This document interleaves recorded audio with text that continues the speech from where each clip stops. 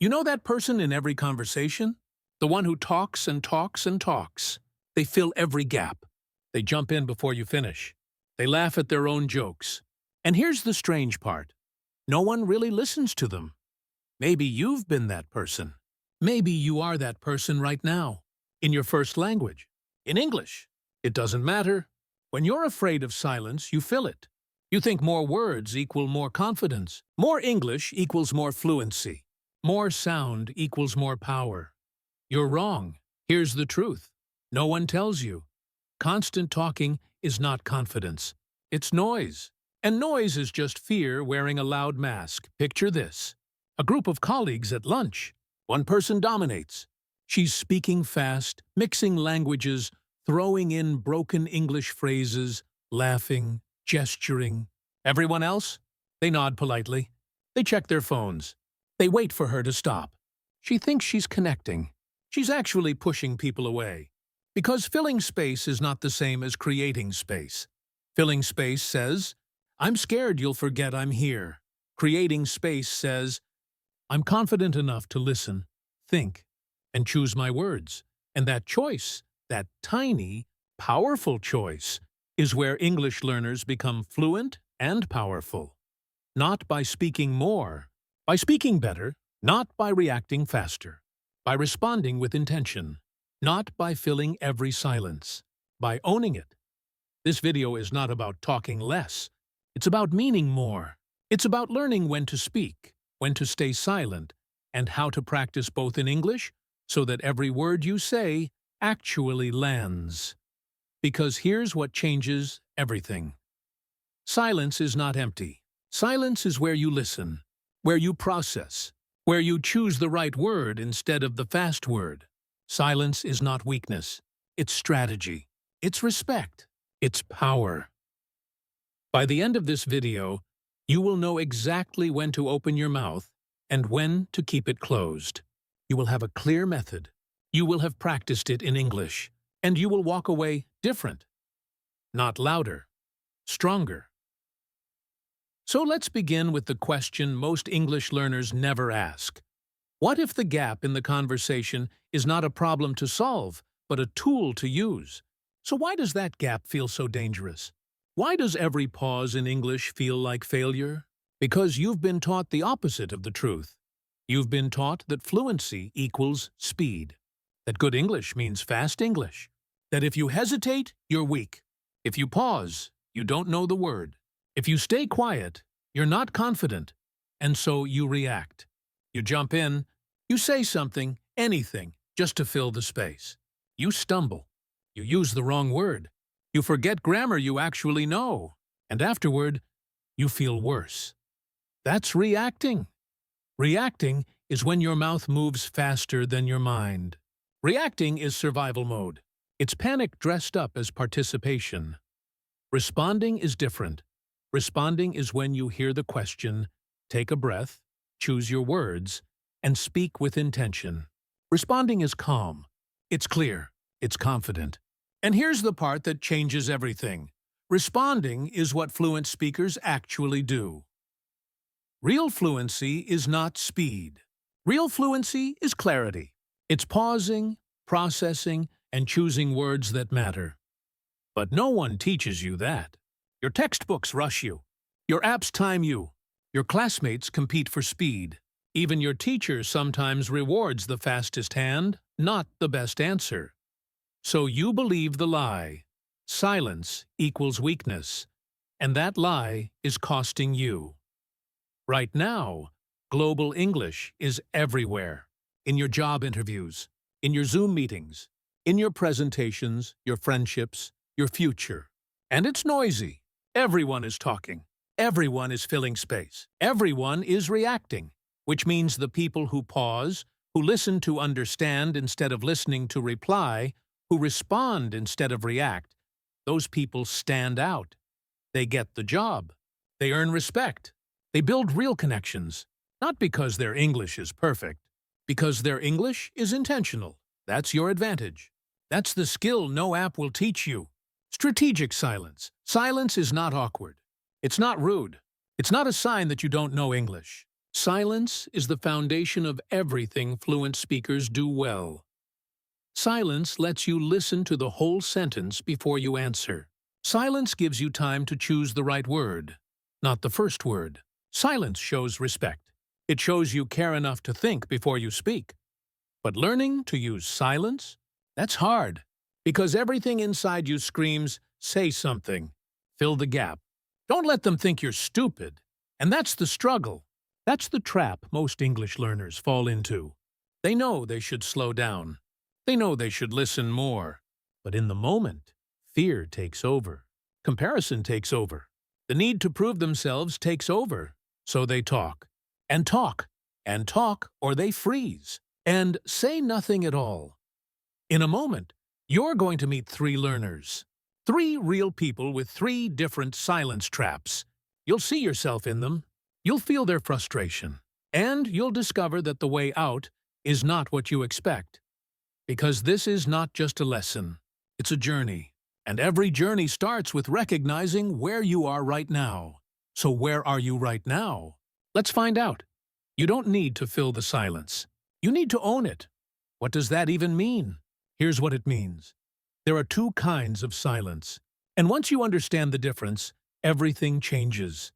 The first kind is fearful silence. Fearful silence hides you. It keeps you small. It's the silence of Chen, sitting in class with the answer in his head, but terror in his chest. It's the silence that says, I have nothing worth saying.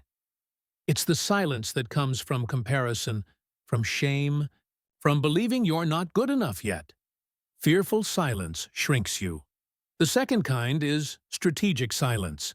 Strategic silence positions you. It shows the room that you're thoughtful, present, and confident enough to wait. Strategic silence says, I'm listening, I'm thinking, and when I speak, it will matter. Strategic silence makes you bigger without saying a word. And here's the truth. No one tells English learners. Most people respect a pause more than they respect filler words. Think about it. When someone says, I think, maybe we should, what do you feel? Impatience, distraction, doubt. But when someone hears a question, takes a breath, and then speaks clearly, you lean in, you listen, you trust them. Pauses don't make you look weak. Pauses make you look like you're in control. Let me show you what this looks like. 2 weeks after that conversation, Maria is in another Monday meeting. Her manager asks a tough question. Maria, the client wants changes by Friday. Can your team deliver? The old Maria would have jumped in immediately. She would have said yes before thinking. She would have filled the silence with explanations, promises, nervous laughter. But this time, Maria does something different. She pauses. 3 seconds. She takes a breath. She thinks. Then she speaks. Let me check with my team. I'll confirm by end of day. That's it. 11 words. Clear. Calm. No filler. No panic. And something amazing happens. Her manager nods. Good. Thank you, Maria. No one looks impatient. No one thinks she's weak. In fact, one colleague messages her after, smart answer, because Maria didn't react. She responded, and everyone felt it. That pause was not fearful. It was strategic, and it changed how people saw her. So how do you do this? How do you move from fearful silence to strategic silence? 2 simple tools. First, the 3-second power pause. When someone asks you a question in English, don't speak immediately. Breathe. Count to 3 in your head. Process what you heard. Choose your first word. Then speak, breathe, process, speak. That's it. 3 seconds gives your brain time to find the right word, not the first word. It gives you time to organize your thought instead of stumbling through it. And it makes you look calm, even if your heart is racing. 3 seconds. That's the difference between reacting and responding. Second, the listen first rule. Let the other person finish their sentence completely. Don't jump in. Don't interrupt. Don't fill the gap the moment they stop for breath. Listen to the whole idea. Then pause. Then add value. Not more words. Value. This is what Raj needed to hear. And one day he did. He's in a tense meeting. Two colleagues are debating a budget cut. Voices are rising. Raj feels the urge to jump in, to prove he's part of the conversation. His mouth opens, but his team lead, a quiet guy named Sam, raises one hand gently. Everyone stops. Sam waits. 2 seconds. 3, 4. Then he speaks, slowly, clearly. I hear both concerns. Let's look at the numbers before we decide. The room exhales. The tension drops. The conversation shifts. Later, Raj asks him, "How do you stay so calm?" Sam smiles. "I don't fight for space. I create it. Silence is not my enemy. It's my tool." That's the second mentor moment. That's the model. Silence is not your enemy. It's your tool, and when you use it strategically, something shifts inside you. You stop being the person who talks to survive. You become the person who speaks to add value. You stop filling space. You start creating it. You stop reacting. You start responding. You become someone who speaks less and says more. That's not a skill. That's an identity shift. So say it with me, in your head or out loud. I am someone who speaks less and says more. Not someday. Right now, because here's what happens next. You're about to practice this. Not in theory, not someday. Right now, in this video, in English, with me. You're going to learn the exact words to use. You're going to repeat them. You're going to feel what strategic silence sounds like in your own voice. And by the end, you'll have a toolkit you can use tomorrow, at work, with friends, in your next English conversation. Let's build it together. Meet Maria. She's 28. She works at an international company. Her English is intermediate, maybe B1 on a good day. And she has one rule. Never let the conversation move on without her. Every Monday morning, her team meets on Zoom. 8 people, 3 time zones. Everyone speaks English, and Maria talks the most. She jumps in before others finish. She laughs loudly at small jokes. She tells long stories that don't quite land because she's mixing tenses, forgetting words, adding extra details just to keep talking. She thinks this is confidence. She thinks this is how you survive in English. But here's what she doesn't see. Her colleagues have stopped listening. They nod politely. They wait for her to finish. One guy checks his email. Another mutes her mic in his head. After the meeting, Maria feels exhausted. Not energized. Exhausted. Because filling every silence takes enormous effort. And deep down, she knows the truth. She's not connecting. She's performing. She's so afraid of being invisible that she's made herself impossible to hear. Maria believes silence equals failure. So she pays the price. Loneliness in a crowded room. Now meet Chen. He's 22. He's been studying English for 6 years. He reads well. He writes well. But in conversation, he freezes. His classmates talk easily. They make mistakes and laugh. They try new words and don't care if they're wrong.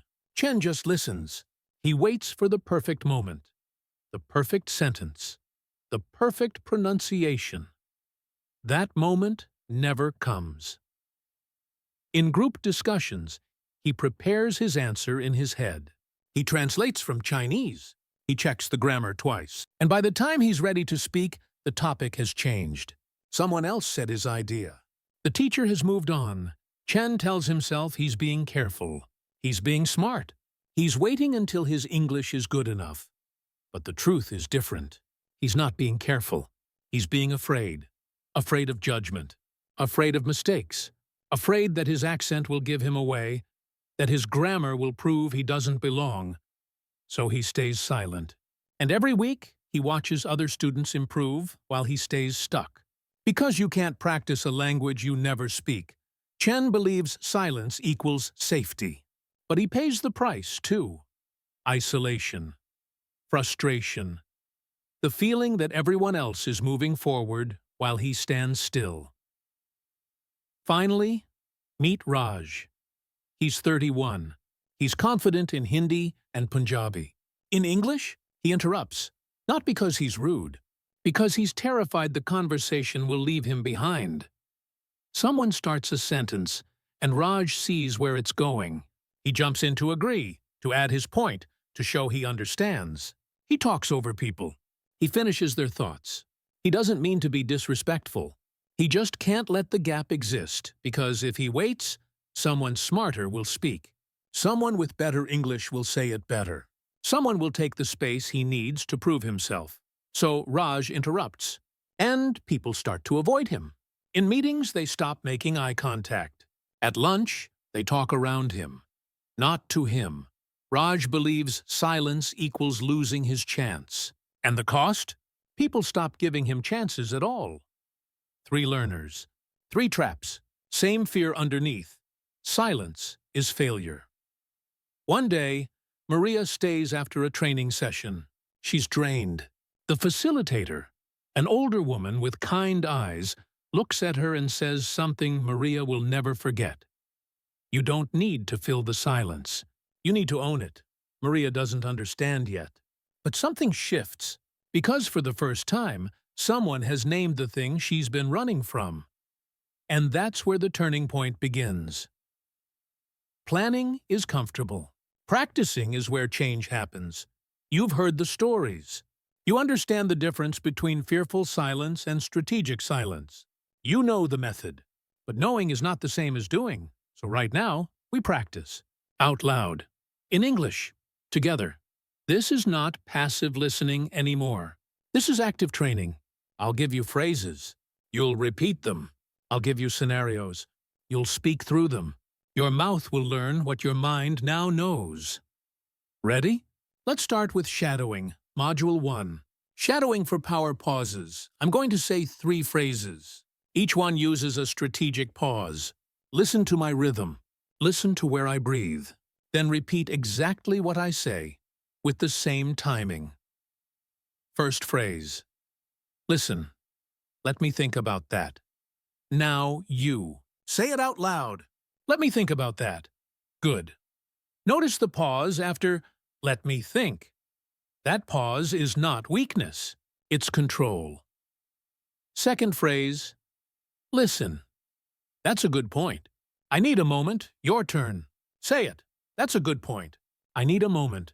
Feel that breath between the 2 sentences? That's strategic silence. Third phrase. Listen. I'll get back to you by tomorrow. Now, you. I'll get back to you by tomorrow. Clear? Confident? No filler words. No apologies. Say all 3 again, one after another. Let me think about that. That's a good point.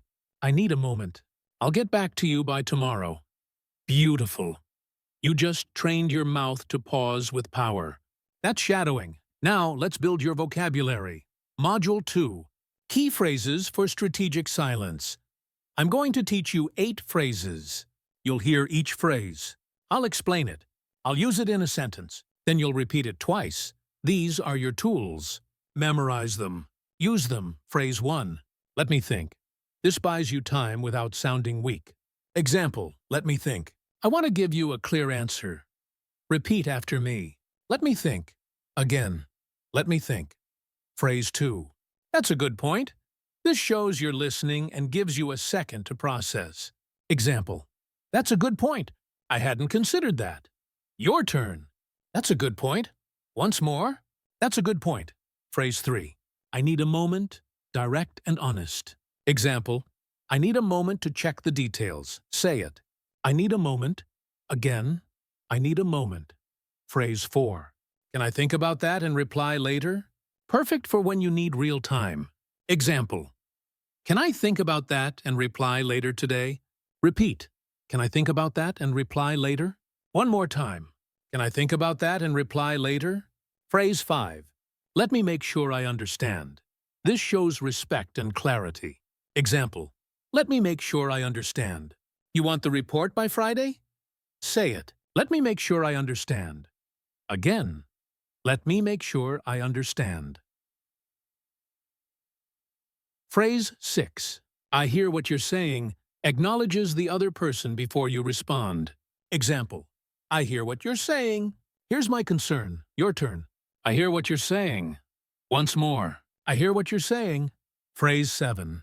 Give me 1 second. Short and natural. Example. Give me 1 second to find that file. Repeat. Give me 1 second. Again. Give me 1 second. Phrase 8. I'll get back to you. Shows you're responsible and thoughtful. Example. I'll get back to you by end of day. Say it. I'll get back to you. One more time. I'll get back to you. Now say your 3 favorites again. Pick 3 and say them out loud right now. Done? Good. Those phrases are now in your active vocabulary. Use them this week. Now, let's put them into real situations. Module 3. Mini role play. I'll describe 2 scenarios. I'll give you the setup and model what to say. Then it's your turn to speak the lines out loud. Pretend I'm the other person. Respond to me. Scenario 1. You're in a work meeting. Your manager asks, "Can you finish the project by Wednesday?" You're not sure. The old you would panic and say yes. The new you pauses. Here's what you say. Listen first. Let me check my schedule.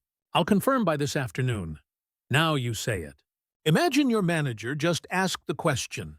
Speak out loud. Let me check my schedule. I'll confirm by this afternoon. Great. You didn't say yes immediately. You didn't say no. You responded with clarity and bought yourself time to think.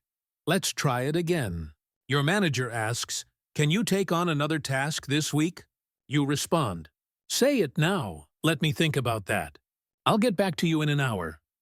Perfect. You're using the pause. You're using your new phrases. You're in control. Scenario 2. You're talking with a friend.